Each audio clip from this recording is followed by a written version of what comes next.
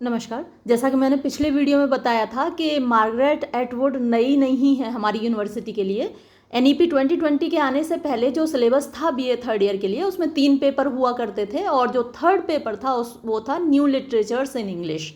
तो इसमें Margaret Atwood थी और बाकी जो आपकी पोइम्स हैं, देखिए ये सेकंड पेपर में हुआ करता था, इंडियन राइटिंग इन इंग्लिश, तो poem of dedication, rest of desire, untouchable, ये सभी पहले से थे सिलेबस में।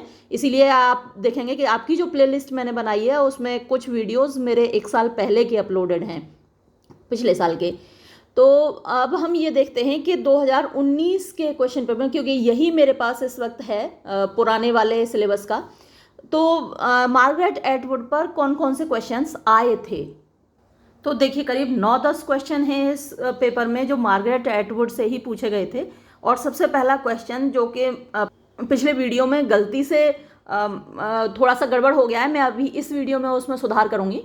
कि देखिए फर्स्ट क्वेश्चन है, how many times did Margaret Atwood win the Booker prize. तो मार्गरेट एटवुड को बुकर प्राइज कितनी बार मिला है। हमने पिछले वीडियो में डिस्कस किया था कि वो 5 बार नॉमिनेट हुई थी, लेकिन उनको 1 बार मिला था। अच्छा, उनको 1 बार और मिला है, जो 1 बार उनको मिला था 2000 में, वो द ब्लाइंड असैसिन के लिए मिला था।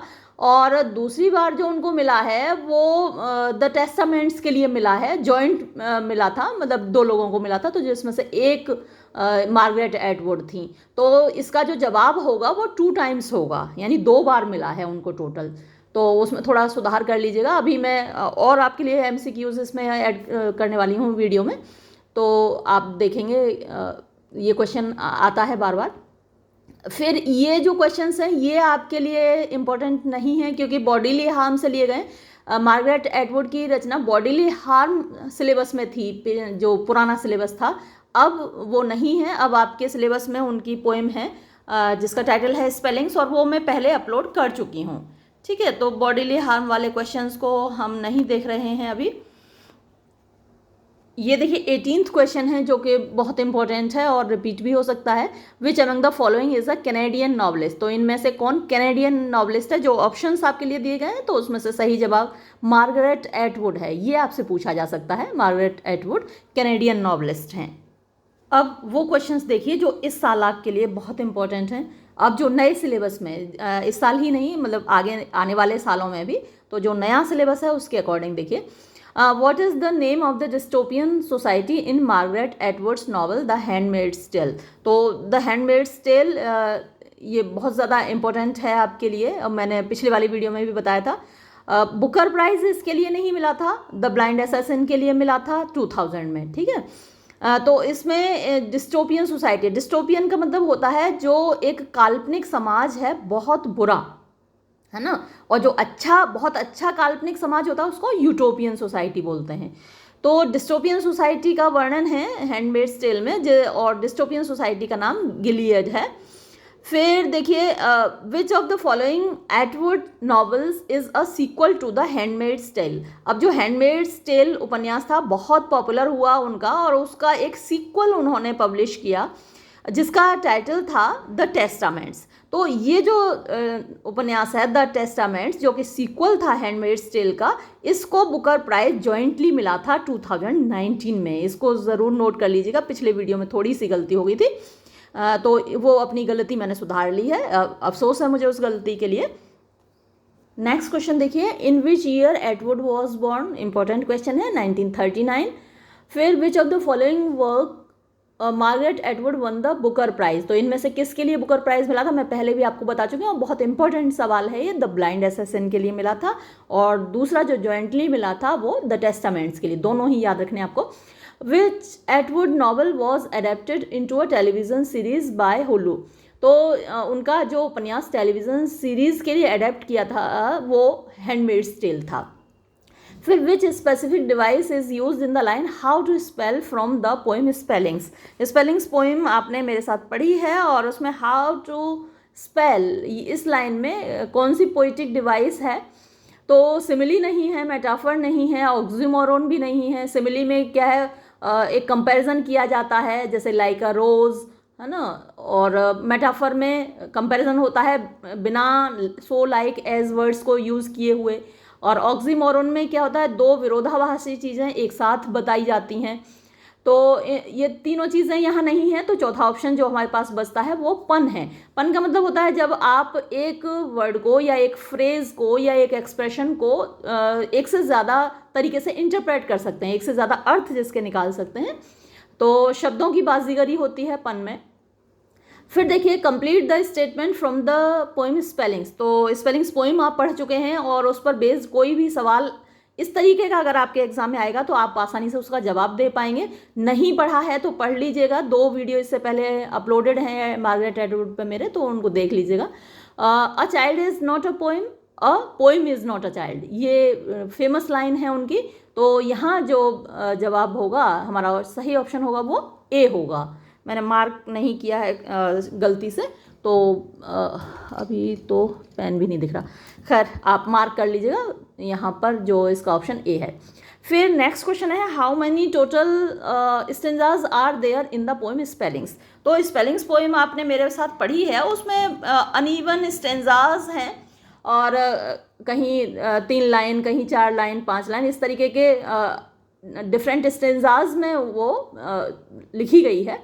तो अब यहाँ बुक वालों को तो उसमें 5 स्टेंजा नज़र आ रहे हैं, लेकिन मुझे तो ज़्यादा नज़र आए जब मैंने काउंट किया, तो मैंने इसलिए यहाँ 5 को काट दिया है, यानी बुक का जो जवाब है उसको तो मैंने काट दिया। मैंने 7 को यहाँ मार्क किया है। आप खुद भी देखेंगे, एक बार देख लीजिए पोइम को, तो उसमें 5 से ज़्यादा है स्टेंजा, है ना, 7 है, बल्कि मुझे तो 7 से भी ज़्यादा लगे। अब यहाँ 7 से ज़्यादा, क्योंकि एक लाइन एकदम अलग लिखी हुई थी, तो उसको भी अगर हम एक स्टेंजा काउंट करें तो फिर तो 8 हो जाएंगे, लेकिन उसको नहीं काउंट कर रहे हैं, चलिए, तो 7 तो हैं ही।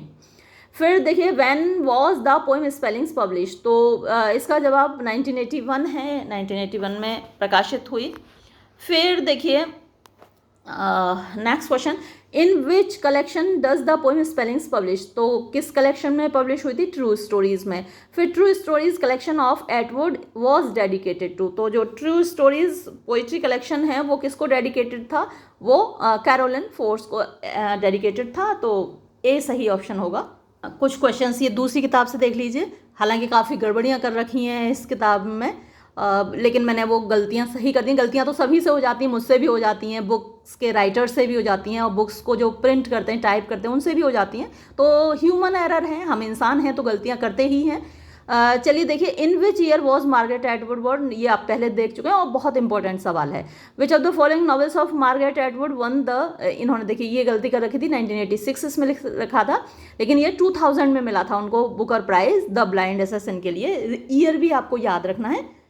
थर्ड क्वेश्चन देखिए, which of the following awards did Margaret Atwood not win, तो इनमें से कौन सा अवार्ड ऐसा है जो मार्गरेट एटवुड को नहीं मिला है। नोबेल प्राइज़ उन्हें लिटरेचर का नहीं मिला है, हालांकि उन्होंने इतना ज़्यादा लिखा है, इतना अच्छा लिखा है कि मिलना चाहिए था, लेकिन नहीं मिला है दुर्भाग्य से, तो हमारा जवाब बी होगा। फिर देखिए fourth question, what is the name of Margaret Atwood's memoir published in 2019, तो इन्होंने ये जो डेट दे रखी है ये गलत है, विकीपीडिया पर 2002 दे रखा है एटवुड का जो मेमोयर है, और उसका टाइटल है निगोशिएटिंग विद द डेड, तो निगोशिएटिंग विद द डेड का विकीपीडिया पर 2002 दे रखा है, इसलिए मैंने ये काट के 2002 कर दिया है इसमें। फिर देखिए how many of Atwood's novels have been shortlisted for Booker prize, तो 5 बार 5 नॉवेल्स उनके बुकर प्राइज़ के लिए शॉर्टलिस्ट हुए हैं, ये आप पहले भी पढ़ चुके हैं, और 2 बार उनको प्राइज़ मिला भी है। फिर देखिए sixth question, which science fiction award did Atwood's novel the Handmaid's tale win, तो कौन सा साइंस फिक्शन अवार्ड इसको मिला था हैंडमेड्स टेल को, वो आर्थर सी क्लार्क अवार्ड था। फिर what was the name of the online novella on which Atwood collaborated with Naomi Alderman in 2012, तो इसका जवाब हैप्पी ज़ोंबी सनराइज है, यानी नाओमी एल्डरमैन के साथ 2012 में इन्होंने कोलैबोरेट किया था, यानी साथ मिलकर काम किया था, लिखा था। फिर which piece of technology did Atwood invent, ये बहुत बहुत इंपॉर्टेंट क्वेश्चन है। Long pen robotic writing technology इन्होंने डेवलप की है, that allows one to sign paper remotely, यानी दूर बैठकर आप लिख सकते हैं। फिर देखिए in which Canadian city was Margaret Atwood, देखो ये भूतों का साया है कहीं ना कहीं हालांकि मैं बिलीव नहीं करती, लेकिन जब धड़ाधड़ चीज़ें गिरती हैं, लगता है जैसे भूतों का साया है। तो फिर देखिए नेक्स्ट, तो किस कैनेडियन सिटी में मार्गरेट एटवुड पैदा हुई थी? ओटावा, है ना, ओटावा कनाडा में, कनाडा। वो जो पंजाबी फिल्में होती है ना, उसमें हीरो अक्सर कनाडा जाता है, कनाडा जा रहा हूँ तो वो ऐसा रट गया है, एक दो पंजाबी फिल्में देखी हैं। In the poem spelling, Edward claims that Mary Webster an ancestor of her was accuse of. तो एंसेस्ट्रेस करके उसमें एक स्टेंजा था, हमने डिस्कस भी किया था कि औरत जहाँ बोलने लगती थी पास्ट में ये ज़्यादा होता था, आज भी कहीं कहीं घटनाएं होती हैं, लेकिन पास्ट में अगर औरतें समाज के खिलाफ, किसी अथॉरिटी के खिलाफ या अपने राइट्स के लिए जब बोलने लगती थी तो उनको चुड़ैल कहा जाता था और चुड़ैल कहकर उनको जला दिया जाता था। तो उन्होंने एंसेस्ट्रेस कह के वहाँ पर जिक्र किया है ऐसी ही महिला का। तो क्रिटिक्स कहते हैं कि वहाँ मैरी वेबस्टर का जिक्र है, यानी उनकी एक पूर्वज थी मैरी वेबस्टर, उनका जिक्र है। तो उनको क्या एक्यूज़ किया जाता है, क्या दोष उन पर लगाया जाता है? विचक्राफ्ट का, कि वो चुड़ैल थीं। तो ये थे कुछ इंपॉर्टेंट क्वेश्चंस, ज़रूर आपके लिए फ़ायदेमंद होंगे, आपकी हेल्प होगी एग्ज़ाम में। ये वीडियो मैं यहीं समाप्त करूँगी। धन्यवाद।